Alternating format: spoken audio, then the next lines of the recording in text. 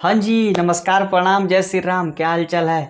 I hope आप सब काफ़ी बढ़िया हो गए। देखो, पिछले 2 महीने से हम जो चीज़ के लिए प्रिपेयर कर रहे थे वो आज जा करके सफल हो चुका है और आज उसके पहला वीडियो आपको प्रोवाइड हो गई।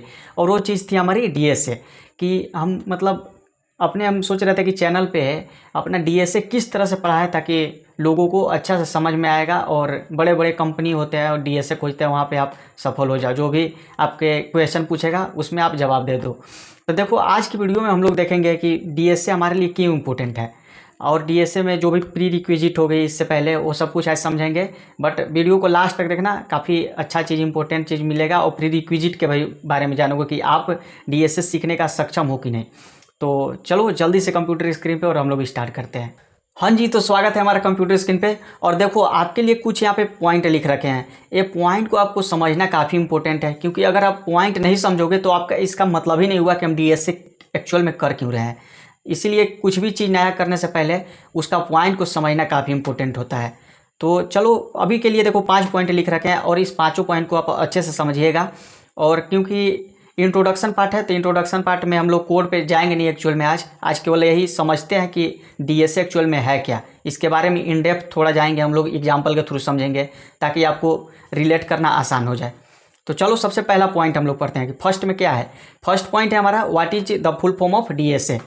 तो डीएसए का फुल फॉर्म क्या है? अगर आप आईटी में हो गए तो आपको पता ही होगा एक्चुअल में डीएसए का फुल फॉर्म क्या है, क्योंकि बिगनर डेवलपर या बिगनर जो आईटी कंपनी में काम करता है उसको डीएसए बहुत मतलब करता है। कॉलेज में भी अगर काम करता है, कॉलेज में भी अगर पढ़ता है वो भी बंदा डीएसए काफ़ी करता है, वहाँ डीएसए पढ़ाया भी जाता है। तो सबसे पहले इसका फुल फॉर्म जान लेते हैं क्या है। Data structure and algorithms. इसको मेरे को समझाने का कोई ज़रूरत नहीं है, आपको पता ही है। सेकेंड पॉइंट क्या है यहाँ पे समझना, ये इंपॉर्टेंट है। What is DSA? डीएसए क्या है? अब देखो, डीएसए को हम लोग दो पार्ट में बांटेंगे अभी। एक डेटा स्ट्रक्चर एंड एक एल्गोरिदम। डीएस का मतलब क्या हुआ? Data structures. और ए का मतलब क्या हुआ? एल्गोरिदम्स। तो अभी एल्गोरिदम को हम लोग साइड में रखते हैं, इसके बारे में आगे बात करेंगे सेपरेट, अलग। तो डीएस का मतलब क्या है? डेटा स्ट्रक्चर का मतलब क्या है? यहाँ पे क्या लिखा हुआ है? Data structure are method use to organise and store data. अब इसको हम लोग डेवलपमेंट से जोड़ते हैं थोड़ा, क्योंकि हम लोग एक वेब डेवलपर हैं, तो हम लोग थोड़ा सा इसको डेवलपमेंट से रिलेट करेंगे ताकि हम लोग को और अच्छा से एग्जांपल समझ में आए। तो देखो, हम लोग इंटरनेट पे जो भी चीज़ देखते हैं वो क्या होता है? एक डेटा होता है। अब वो डेटा कहाँ से आता है? वो डेटा हमारा डेटा बेस से आता है। अब वो डेटा बेस कहाँ पे होता है? सर्वर पे होता है। तो देखो, डेटा बेस में जब डेवलपर, हमारे पास किस किस टाइप के डेवलपर होते हैं? एक होता है एक्सपीरियंस डेवलपर जिसको डीएसए आता है, एक होता है नॉर्मल डेवलपर जो केवल मंस्टैक या जावा कुछ से भी मतलब डेवलपमेंट सीख लिया है, डीएसए उसको नहीं आता है। तो दोनों का कोड में देखना फ़र्क क्या होगा कि जब भी अगर बिगनर डेवलपर होगा तो डेटा स्ट्रक्चर का तो यूज नहीं करेगा। वो क्या करेगा कि केवल मतलब डेटा फ्रंट एंड से लेगा और ज़्यादा कोड लिख देगा, ज़्यादा कोड लिखेगा, इसके बाद डेटाबेस में डेटा जाएगा। और क्या है कि सीनियर डेवलपर क्या करेगा, जिसको डीएसए आता होगा, वो कम कोड लिखेगा और डेटाबेस में डेटा भेज देगा। देखो, दोनों का तो डेटाबेस में जा रहा है, बट अंतर क्या है समझना आप।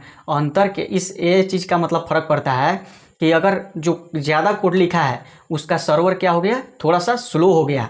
और जो एक्सपीरियंस डेवलपर है, कम कोड में डेटाबेस में डेटा दिया है और नीट एंड क्लीन कोड लिखा है, उसका सर्वर क्या है? थोड़ा फास्ट है। तो डीएसए करने का सिंपल सा लॉजिक है कि आप नीट एंड क्लीन कोड लिखने लगोगे, कम कोड में ज़्यादा काम करने लगोगे। मतलब 2 लाइन का कोड होगा और उसमें ज़्यादा काम करोगे और उसको रीयूजेबल कोड बनाओगे। डीएसए करने का सिंपल सा लॉजिक होता है। एंड एल्गोरिदम्स क्या होता है? अब एल्गोरिदम पे आते हैं। एल्गोरिदम किसी भी प्रॉब्लम को सोल्व करना, उसको एल्गोरिदम बोला जाता है।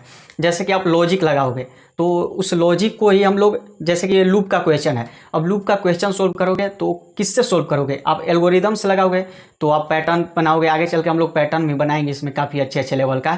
तो उसको आप समझोगे पहले कि किस टाइप से पैटर्न बन रहा है, उसका सीक्वेंस समझोगे।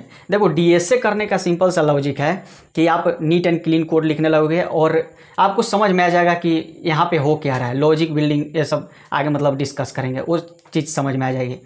एंड थर्ड क्या है? अब थर्ड पे आते हैं। Third, why DSA. अब इसको समझना काफ़ी इंपॉर्टेंट होता है, क्योंकि जब तक हम लोग समझेंगे नहीं कि डीएसए जो भी चीज़ मतलब कर रहे हैं वो क्यों कर रहे हैं। मैं तो नहीं करने वाला, ऐसा नहीं है, मतलब मजाक कर रहे थे। आप अगर शुरुआत में कहोगे ना कि हम लोग क्यों डीएसए करेंगे, हम लोग का ज़रूरत ही कहाँ है, तो देखो ज़रूरत वहाँ पे होता है, पहला पॉइंट है कि लॉजिक बिल्डिंग।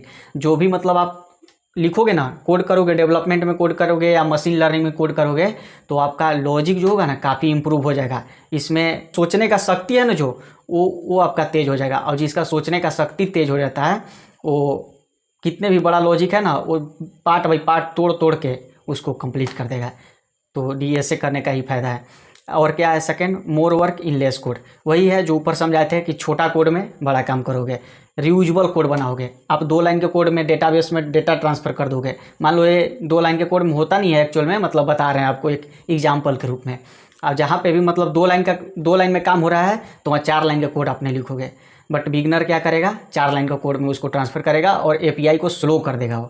वो चीज़ सही नहीं है बड़ा जो वेबसाइट होती है उसके लिए। अब क्या है, फोर्थ पॉइंट पे आते हैं, path and placement. Path and placement के लिए क्या है, हमें सबसे पहला चीज़ क्या है कि पाथ एंड प्लेसमेंट के लिए प्लेसमेंट कब मिलेगा, डीएसए में कोई लैंग्वेज में करोगे तभी ना प्लेसमेंट मिलेगा। बड़ा कंपनी में चाहे कहीं पे भी जाओगे, कोई कंपनी में जाओगे तो वहाँ पे क्या पूछेगा, कोई डीएसए पूछेगा कोई लैंग्वेज में ही।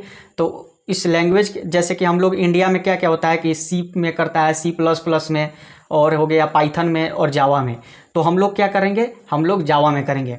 अब देखो जावा में करेंगे वो तो अलग बात है, लेकिन जावा में क्यों करेंगे, जावा देखो पाइथन और C++ से थोड़ा फास्ट है, इसलिए हम लोग जावा में करेंगे।